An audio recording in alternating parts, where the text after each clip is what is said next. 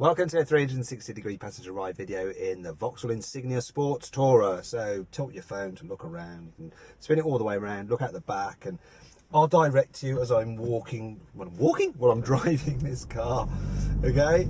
I'll tell you where to look. So, let's go. This particular car is a 2-litre diesel.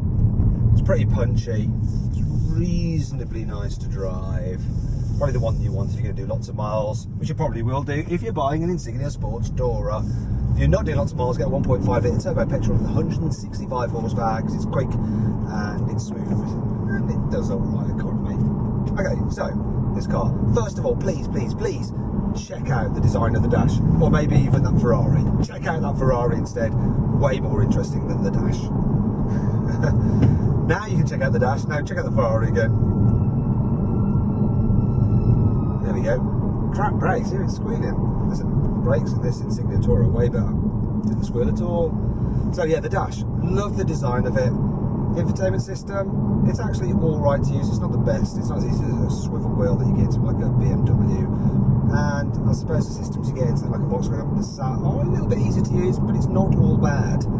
And it does have this thing, let me just see if I can find it. So if I go back to the menu and I go home, I can go here, and I go to OnStar, hit that.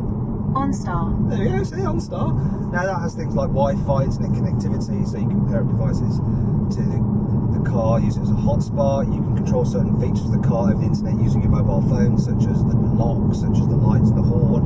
You have an SOS function, so if you crash it, then someone will come and help you. There's a concierge service, so if you've got a problem with the car, they can diagnose it remotely. There's loads of stuff you can do with this OnStar system, and it's standard across the range as well. It's really, really impressive. Okay, it looks like we're running out of fuel. Oh dear. I was actually doing 40 miles per gallon, but we're running out of fuel. So the actual driving itself is pretty good. This car's on adaptive suspension, so let's see if I can get this up. So if I go back to the menu. Thank you. Goodbye. Okay, bye. So drive mode, I can put it into sports and I go on a twisty road. This one's, like I say, the adaptive dampers. And in terms of the handling, look, it's nice and flat, grip's alright, it's all well and good. It's not exciting, but it's not bad. It does all you need it to do.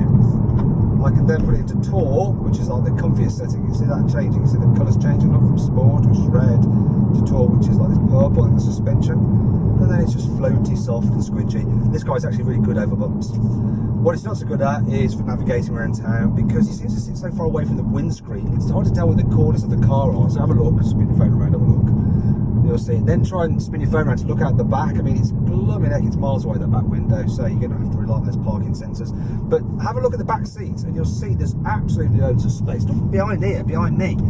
Absolutely loads of room. This is a great car for carrying people, and its boot, the size of the boot, you can't see it from where you're, I'm afraid, but it's as big, if not slightly bigger than a Ford Mondeo Estate's boot, although it's not as big as a Volkswagen Passat's boot or the boot on a Skoda Superb Estate. But still, massively impressed by this car. It looks great. What you can't see is the outside.